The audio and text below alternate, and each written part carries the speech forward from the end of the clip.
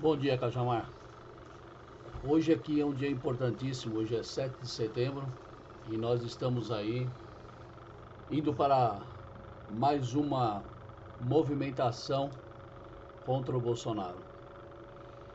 Muita gente não vai por medo, tem medo do que pode acontecer e é isso que faz o Bolsonaro ser tão poderoso.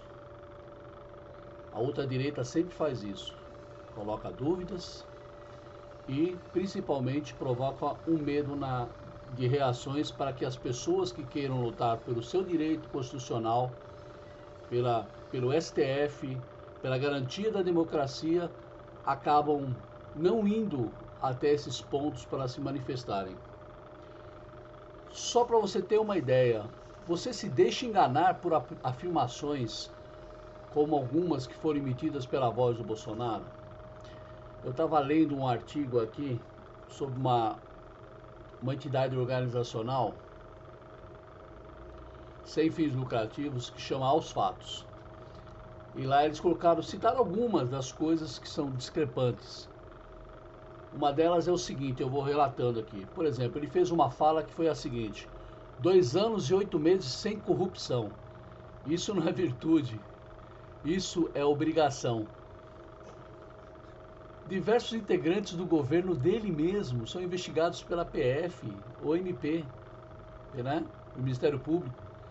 A única diferença que tem de antigamente para agora é que há uma blindagem, né, em cima disso para que não hajam maiores consequências para essas pessoas, ou seja, que não sejam investigadas como deveriam. A PF está fazendo um ótimo trabalho, mesmo com alguns dos seus líderes sendo colocados pelo Bolsonaro, ainda estão trabalhando, pelo menos para poder levantar fatos, provas. Outra, bem, ele falando, né? Bem, apareceu o Supremo Tribunal Federal dizendo que o que valia era o que os governadores e prefeitos decidissem, né? Isso sobre o combate do Covid. O que eu viesse a decidir pouco importaria. A nós coube basicamente recursos e meios para os estados e municípios. Ai, meu Deus do céu. Eu não sei como tem gente que ainda acredita nessas coisas. Uma declaração muito falsa. O STF não declarou e nem delegou a responsabilidade que ele apontou agora. Que ele aponta, falando que só os governos que podem tomar medidas, né?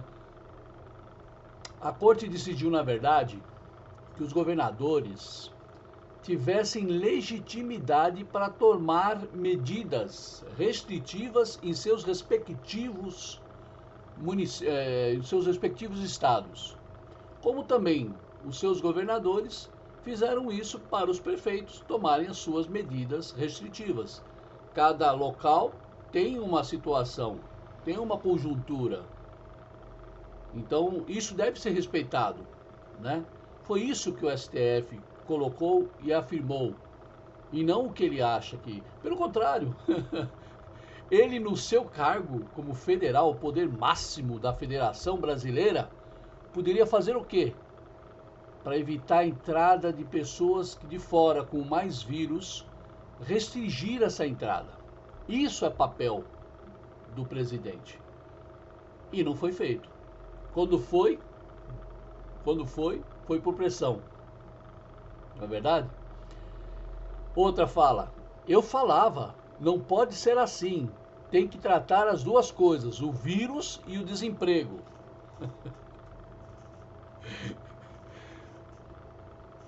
Eu só dando risada para não chorar. O discurso do Bolsonaro desde o começo da pandemia é que tudo não passava de uma simples gripezinha. Ele condenou o povo brasileiro, uma boa grande parte do povo brasileiro, a achar que não era nada grave. Ele condenou, com essa fala, uma pessoa que é um líder nacional, que influencia diretamente as pessoas, a sua população, aqueles que acreditam fielmente de que um presidente está aí para atender o povo e não para ter benefícios próprios para a família e outros mais. Infelizmente é isso que acontece no Brasil, as pessoas acreditam numa colocação dessa. Ele falou em público isso, não estou mentindo, ele falou em público isso no dia 18 de 9 de 2020. Ele falou isso em público, que não se tratava simples de uma simples gripezinha, enquanto todo mundo estava super preocupado, já fechando as portas das entradas internacionais, já colocando as pessoas em modo de restrição, né, social, e a gente aqui, uma grande parte, achando que não era nada, que era uma gripezinha, porque alguém que deveria estar o exemplo lá em cima, não deu, um negacionista. Outra fala: fui acometido do Covid, tomei hidroxicloroquina e fui fazer o exame. No dia seguinte, quando chegou o resultado positivo do exame, eu já estava bom. Quando foi pedido para ele comprovações do receituário, para ver se realmente ele fez essa, é uma afirmação dele. Quem faz um tratamento tem que ter um receituário. Ele se recusou. Ou se fez de sons e não mostrou nenhum receituário. Isso para mim, que sou uma pessoa com análise crítica, o que falta é algumas outras pessoas, infelizmente é a análise crítica, não é deixar o barco levar, ou ir atrás de uma informação que ele acha que é melhor ou que acha que é pior, porque outros falaram, e sim olhar, eu investigo, eu vou em cima das afirmações para realmente ter certeza do que eu vou falar, porque é perigoso demais quem vem a público falar uma coisa que não é a correta, ou uma falsa verdade, ou mascarar essa verdade de uma outra forma. Nossa língua brasileira é fabulosa em fazer isso, deixar sentidos duplos. Outra é: o Brasil é um dos 4 países que mais vacinam no mundo. No mínimo é imprecisa essa declaração. Ele não está incorreto em falar isso. Se você olhar número absoluto, você vai ver que realmente ele tem razão, né? Número absoluto que tomaram pelo menos uma dose. Se a gente for ver isso, levando em consideração a porcentagem de vacinados, ou seja, pegar quantos brasileiros nós temos aqui no Brasil, quantos brasileiros nós temos cadastrados oficialmente no Brasil, ou pelo menos quantos brasileiros que nós temos de acordo com o censo do IBGE, nós vamos ter o quê? Nós vamos ter uma diminuição estrondosa desse valor que ele coloca. Por quê? Porque quando você mede a realidade de cada país isoladamente, você percebe que não tem nada a ver com isso. Não tem nada a ver com isso. Se nós comparássemos a população, o número de população, pelo número de vacinados, e fizéssemos essa porcentagem, nós estaríamos na 58ª posição no ranking mundial. Ou seja, 59,49% da nossa população estaria pelo menos com uma dose. É fácil desmontar as coisas que são ditas. É só olhar. Se ele tivesse falado a verdade, eu não estaria aqui colocando essa situação, pegando esse dado que eu peguei aqui dessa organização, sem fins lucrativos, que não é de esquerda, né? Pelo menos pelo que eu chequei em seus fundadores, não vi esse fundamento. Outra, me lembrei de uma agora. Ele falou o seguinte, deixa eu até ler aqui, aqui. Conseguimos montar o Ministério Técnico, o Ministério que nós poderíamos confiar. Alguém aí acredita nisso? Tem como acreditar numa falsa colocação como essa? Os ministros que ele escolheu, com exceção de raríssimas oportunidades e que não ficaram muito tempo no poder porque foram contra o que ele acha correto, e quem é contra o que ele acha correto é errado, né? Essa é a visão medíocre desse nosso presidente. Quem não pensa como ele não tem que pensar, não tem que falar nada, não tem voz. Ele não aceita ouvir pessoas que falam diferente dele. E ele provou isso desde do comecinho da carreira dele como político até hoje. Seus filhos são iguais. Essa declaração é muito falsa. Muito falsa mesmo. Vários políticos que ele colocou lá por critérios só políticos não eram nem formados e nem tinham experiência para aquelas áreas da atuação das pastas que ele determinou. Eu poderia ficar falando aqui 1h30, mas eu vou cortar isso. Essas são apenas algumas das falas mais usadas e foram checadas pelo aosfatos.org. E ainda eles citam lá no site deles, eu fui atrás, eu estou checando ainda, mas eu acredito que seja verdade. Em 979 dias como presidente, Bolsonaro deu 3.833 declarações falsas ou distorcidas. E essas informações foram atualizadas pelo que o site coloca em 6/9/21. Essa é a nossa realidade. Temos que ir para a rua. Não para votar no PT, para votar no Partido Comunista, no Partido Socialista, ou no PDS, ou no PSDB, ou no PDT. Tem tanta sigla aí que já deixa a gente meio doido. Antigamente eu sou da época que eram 2 partidos, Arena e MDB, só. E já era difícil. Mas tivemos que desmembrar esses partidos em outros. Arena, que foi para o lado do governo, da oposição, e o MDB, que foi para o lado do povo, do trabalhador, daquele que não tinha muita voz. Criaram-se vários partidos. E essa criação desses partidos veio justamente por isso. Porque o povo brasileiro ainda não tem condição de votar. Ele vota pelo ódio, ele vota por fake news, ele vota por diversos fatores que, infelizmente, não deveriam ser levados em consideração. Eu respeito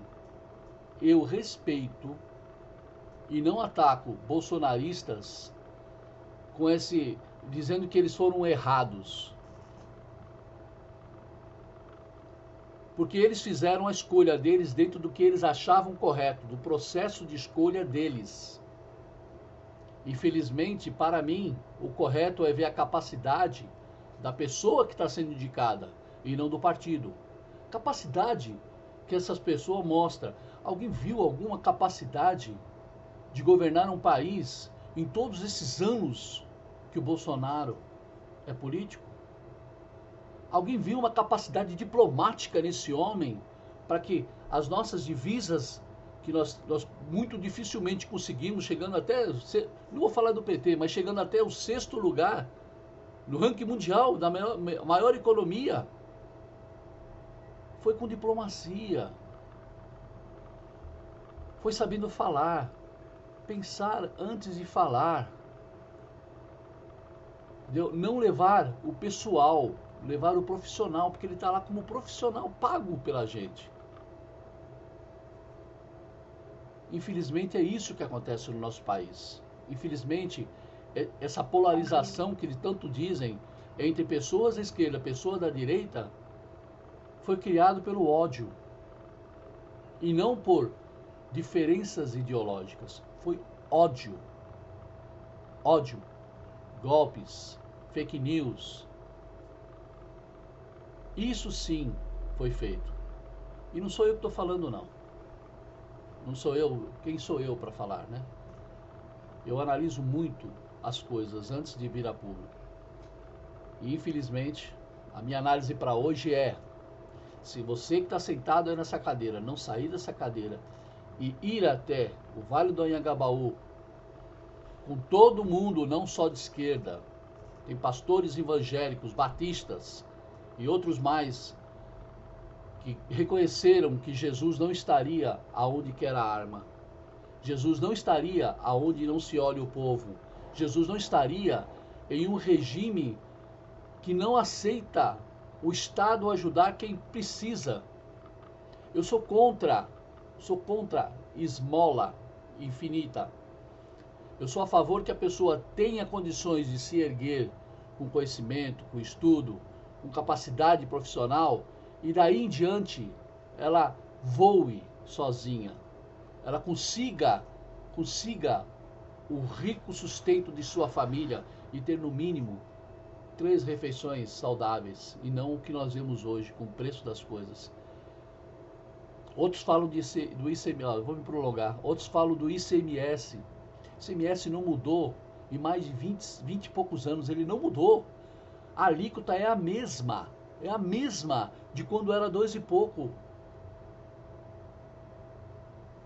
O que acontece hoje é que ele é maior porque o valor está maior.